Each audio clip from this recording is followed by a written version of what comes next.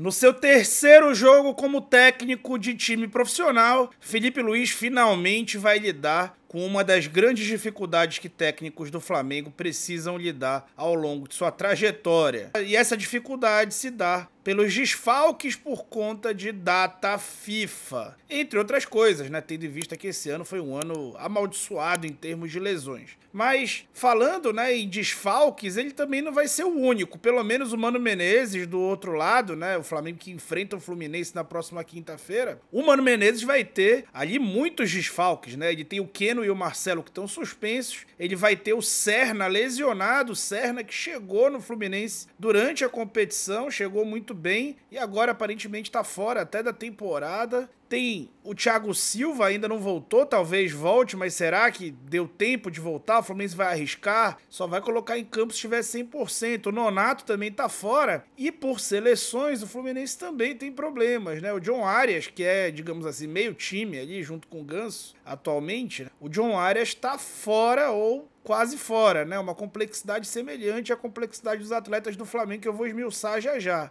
E o Arturo Bernal, ele é da seleção uruguaia, que é a mesma seleção que tem dois dos titulares do Flamengo que estão por ali, né? Então, o Flamengo pelo menos tem novidades interessantes que eu vou contar depois da vinheta, quando a gente vai falar sobre tática sem tatiquês.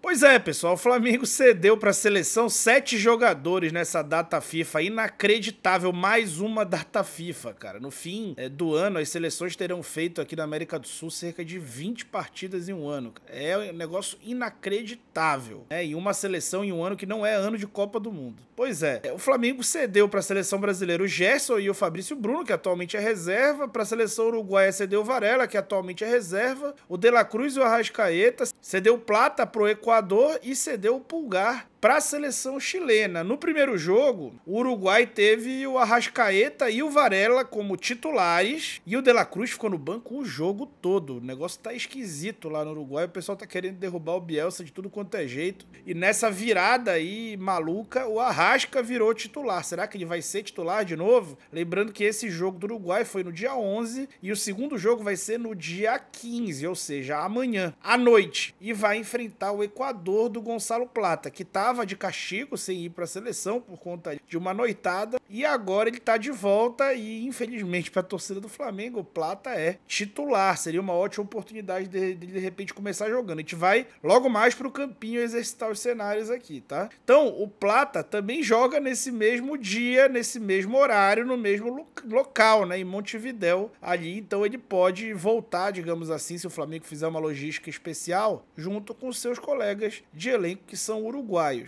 O jogo do Flamengo é menos de 48 horas depois dessa partida, que é a partida que mais tem jogadores do Flamengo envolvidas. Então, assim, é difícil imaginar que um cara que comece esses jogos vai começar o jogo do Flamengo contra o Fluminense, ainda mais um clássico de alta temperatura. É muito possível que jogue, por exemplo, na seleção uruguaia, ou De La Cruz ou Arrascaeta, e isso pode ser um trunfo para que o outro seja titular. Lembrando que tem jogo contra o Corinthians no dia 20, mas aí, se o cara não vem numa sequência grande, pode ser, né, o cara jogar os dois jogos, como deve acontecer com quem ficou no Rio. Aí vamos para a seleção brasileira, onde geralmente o pessoal vai só viajar. Pois é, gente, vai geralmente só viajar. Mas, na verdade, nessa data FIFA, o Gerson cavou uma titularidade. Entrou bem contra o Chile e deve ser titular após mudanças feitas pelo Dorival Júnior. Ele deve ser titular contra o Peru. E o Pulgar, que não jogou contra o Brasil, porque estava suspenso, deve voltar e ser titular um pouco mais cedo também, no dia 15, em Bogotá. O jogo do Brasil é às 21h45, né, horário da Globo. Então, assim, o negócio tá complexo e a gente vai abordar aqui o que o Felipe Luiz deve fazer para colocar um time competitivo em campo para vencer o Fluminense nesse jogo, que também é uma decisão, porque o Flamengo tem sim chances, mais do que matemáticas, de ser campeão brasileiro. Então vamos pro campinho. Deixa o like aí, Tu não deixou o like até agora. Então esse é o time titular do Flamengo, né? Que tem sido o time titular do Flamengo desde que o Felipe Luiz assumiu. As movimentações desse time, elas são já bem definidas e identificadas, né? Numa segunda fase, é um time que costuma abrir os seus zagueiros bastante e colocar os seus laterais no mesmo nível do volante. E na frente tem o Gabriel, sendo um jogador que ataca muito ali a última linha e empurra, né, a defesa adversária para trás, abrindo espaço nesse entrelinhas para a flutuação do Arrascaeta, né? O Arrascaeta tem sido potencializado nesse modelo. O Gabriel tem feito papel tático interessante, embora tecnicamente esteja ainda muito mal. Não estou falando que é o suficiente para ele, só estou falando os fatos, e eu fiz vídeo sobre isso. Assista o vídeo sobre o Gabriel, foi uma produção bastante interessante, você vai entender do que eu tô falando. E no terço final é um time que ataca com os dois laterais, isso é uma curiosidade, né, desse time, é um time que coloca os dois laterais para correr o campo todo, explora bastante eles, e que bom que nenhum dos dois foi pra data FIFA. O Alexandre ficou até aprimorando parte física desde antes do jogo contra o Bahia, então deve estar na ponta dos cascos para essa sequência de 2 jogos. Pois é, mas esse time não vai para campo contra o Fluminense, Filipinho. E agora? Pois é, ele deve ter 4 desfalques no seu time titular. Como suprir esses desfalques? Vamos fazer exercícios, tá? E eu vou falando aqui os prós e contras de cada exercício. Então vamos lá, primeira opção, ele pode colocar o Michael aberto na ponta direita, é ele que jogou assim no Al Hilal a temporada inteira, que joga dos dois lados e que vai trabalhar também bem no entrelinhas, vai trabalhar como um meia também se precisar, como faz o Gerson, sendo um jogador de mais drible, né, que pode bagunçar ali a defesa adversária, que é uma defesa bem zonal ali do Mano Menezes, com uma marcação um pouco mais passiva, então o Michael pode ser interessante. E o Alcaraz com mais liberdade, jogando na posição do Arrasca, flutuando no entrelinhas, na frente de uma dupla de volantes, mais no estilo volantão mesmo, Alan e Everton Araújo. Essa é uma das opções, mas ele pode, por exemplo, mudar um pouco menos o time na parte ofensiva se ele entrar com o Matheus Gonçalves, por ser canhoto, puxa pra dentro, tem mais característica de meia, assim como o Gerson, mas é franzino demais. É uma incógnita, né? O Gonçalves faz grandes jogos e faz jogos ali que ele não consegue jogar,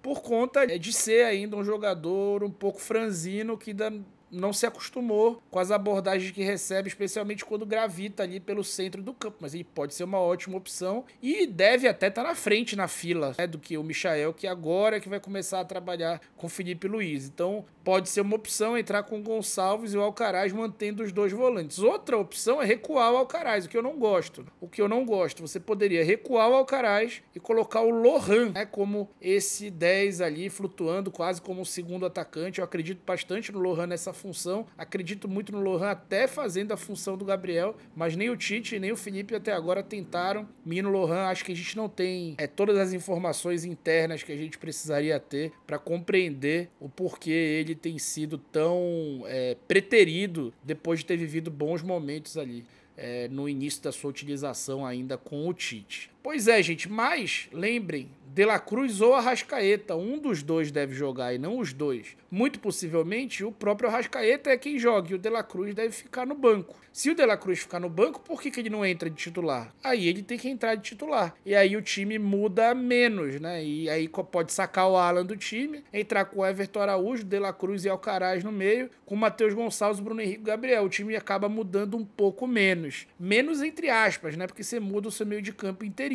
Até o próprio Pulgar, como o jogo dele acaba um pouco antes, pode ser ali que ele possa ser utilizado se ele não jogar o jogo inteiro, por exemplo, ou vai que ele não joga, que o Gareca acha que os volantes funcionaram bem contra o Brasil, sabe lá, mas o que aponta que vai acontecer é o Pulgar jogar e jogar 90 minutos. As dificuldades são muitas, né? E o que dizer pro Felipe Luiz? Bem-vindo, né? Bem-vindo ao Flamengo e à zona que é o Campeonato Brasileiro e o futebol brasileiro administrado pela dona CBF, que simplesmente sabota a própria competição em nome de politicagem que sustenta os campeonatos estaduais, que via federação sustenta o modelo político que mantém os políticos da CBF no poder. Essa roda só vai quebrar quando aparecer algum político da CBF empossado com menos, digamos assim, vontade de permanecer no poder e se perpetuar. Quando isso vai acontecer? Talvez nunca. E até lá, esses técnicos vão ter que aprender a lidar com isso e os clubes vão ter que sim colocar essas dificuldades no seu